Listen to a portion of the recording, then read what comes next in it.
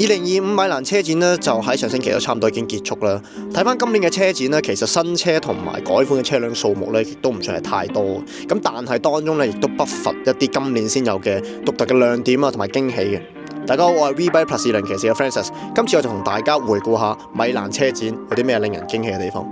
咁今年啦，編輯認為又係車廠最大嘅 surprise 就係 Suzuki 嘅 SV 出 GX 啦。咁點解呢？就係喺米蘭車展前一個禮拜啦，大概嘅時間啦，咁啊日本嘅 Suzuki 啦就宣布要停產 SV650啦，就宣布呢個車系咧就終止咗26年嘅生產。但係估唔到一個星期之後啦，去到米蘭車展啦，居然咧推出一款係 based on 呢一個 SV650嘅 engine 同埋呢一個車架，推出一個全新款嘅車型，一個旅行款嘅車型啦。咁推出旅行款車型都好合理嘅，因為喺歐洲呢款車都比較好賣啲啦。咁但係正常嚟講咧，就如果出呢一款類似嘅車型嘅話咧，就比較合理啲嘅選擇可以用落呢一個新嘅GX8S 呢一個新嘅直列雙缸平台嘅車喺上面。但係唔係喎，但係 Suzuki 咧居然咧就擁抱翻呢一個 V2 嘅 engine 同埋呢個車架嘅推出一款新嘅車款嘅。咁呢個真係令人哋好意外嘅。咁但係亦都證咗 Suzuki 呢一間廠咧就真係同其他日系三廠咧係有啲不一樣嘅地方，亦都有一個唔一樣嘅堅持。緊隨其後嘅絕對係 Honda 新嘅 V3 Turbo Engine 嘅車款 V3R98 啦。咁點解佢就唔會係第一名呢？咁因為實際上咧，上年米蘭車展其實都已經公布咗呢一個嘅概念嘅計劃啦，同埋有啲概念車啦。咁所以到今年啦 ，suppose 就應該係會有啲比較接近市售車嘅原型車推出啦。咁果不其然啦，咁啊大家都意料到佢會今年就會有噶啦。咁就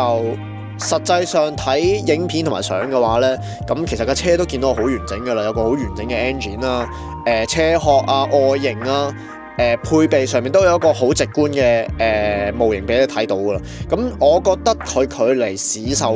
嘅距離唔算太遠嘅。咁啊 Honda 可能會喺呢一款車入邊咧，會做一啲 cost down 啊，或者係一啲馬力上嘅調校或者車架上嘅調校嘅工作啦。咁但係距離市售亦都唔會太遠嘅。咁啊點解會咁呢？就係咁啊 Honda 都大家都知㗎啦，咁係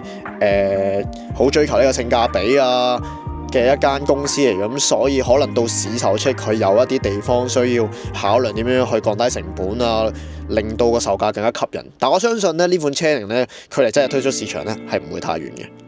除咗 V3R98 之外啦，Honda 喺今年嘅米蘭車展啦推出咗 Honda 家族另一款車型旅行版本嘅 CB1000 GT。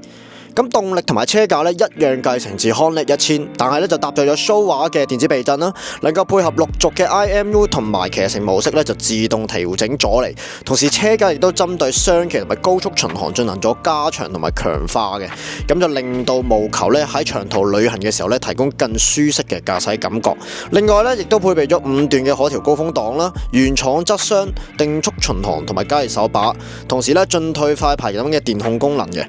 咁跟住落嚟咧就係 Kawasaki 啦，咁今年 Kawasaki 咧有兩個大亮點啦，其中一個就係 KLE500 同埋 Z98RS 啦。咁先講 KLE500 啦，咁自1991年以嚟咧，咁 Kawasaki 咧喺佢哋 product line 裏面咧就已經消失咗好耐啦。咁今年咧就正式將呢一款車款咧帶翻嚟啦，係滿足咧近呢幾年歐洲同埋美國市場咧越嚟越風行嘅一個旅行車款，同埋一個比較硬派啲嘅越野車款啦。咁正滿足翻呢個市場嘅需求啦。咁引擎方面咧都係用咗近期嘅直列雙缸500cc engine 同埋全新設計嘅車架啦，可以滿足使用者咧一般比較輕度啲嘅越野同埋一啲比較長途啲嘅旅行嘅需求嘅。咁接下來要講嘅當然係 Z98RS 嘅大改款啦。喺面對 Honda CB1000F 咁強大嘅威脅之下啦，咁 Kawasaki 咧都必須要再出改款啦。咁今年嘅大改款咧就主要集中喺電控嘅方面啦。咁啊除咗加入大家期待好耐嘅快排啊、電子油門、6軸 IMU 同埋手機連接功能之外咧，動力方面喺滿足到歐盟5期 Plus 嘅廢氣排放嘅規例嘅同時咧，最大馬力居然仲多咗5匹喎，咁令到呢架本身已經好吸引、好成熟嘅一個復古車款啦，變得更加有吸引力。咁最後嚟到 Yamaha 啦，咁 Yamaha 今年咧就冇推出全新嘅車款嘅，不過咧就亦都有針對舊有嘅 model 咧作出改款啦。咁今年嘅改款咧就係呢個中量級跑車 R7，咁 R7 改款咧其實大家都估到噶啦，因為上年咧 MT-07咧就已經率先改款啦。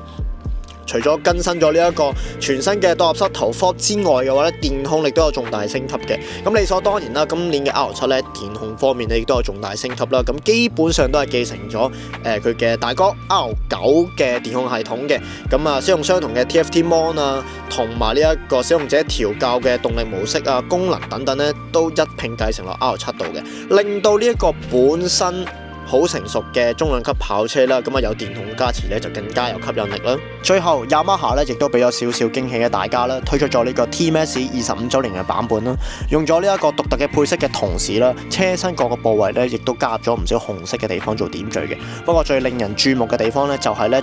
座椅嘅中間咧就採用咗呢個紅色嘅皮革啦，咁搭配紅色嘅車線同埋徽章啦，咁啊營造出一個更加尊貴嘅氣息。好啦，今次米蘭車展日本廠嘅焦點咧就講到呢一度噶啦。如果大家想聽多啲有關新車嘅最新消息啊，或者係一啲業界嘅最新資訊嘅話咧，記得留意我哋 V-Bike 香港啦。